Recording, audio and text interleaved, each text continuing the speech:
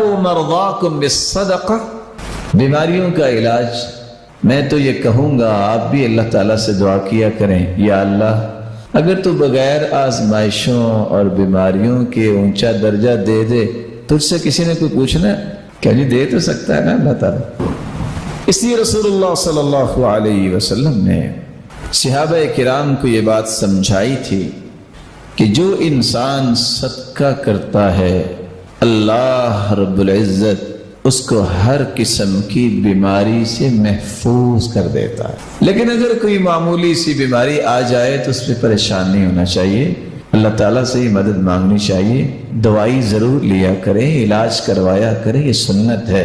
اور اس لیے ابن القیم کہا کرتے تھے کچھ ایسے لوگ اللہ نے پیدا کیے ہیں اللہ تعالیٰ یحییہم اللہ بالعافیہ ویمیتہم بالعافیہ ویبعثہم بالعافیہ، وہ ساری زندگی عافیت میں رہتے ہیں، قبر میں بھی عافیت میں رہیں گے، حشر میں بھی عافیت سے ہی اٹھیں گے۔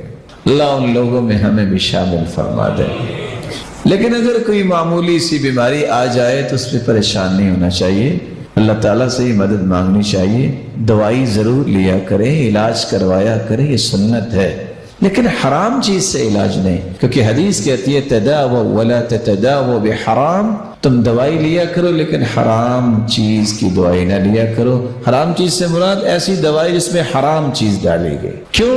عبداللہ ابن مسعود رضی اللہ تعالی عنہ فرمایا کرتے تھے ان اللہ لم يجعل شفاء امتی فیما حرم علیہم، اللہ رب العزت نے اس چیز میں شفا رکھی ہی نہیں جس کو حرام کہتے ہیں، اس میں شفا نہیں رکھی۔ لیکن علاج جہاں آپ دوڑ کے جاتے ہیں ڈاکٹر کے پاس، جانا چاہیے، منع نہیں ہے، وہاں ایک علاج یہ بھی ہے داووا مرضاکم بالصدقہ، اپنی بیماریوں کا علاج صدقے کے ذریعے کرو۔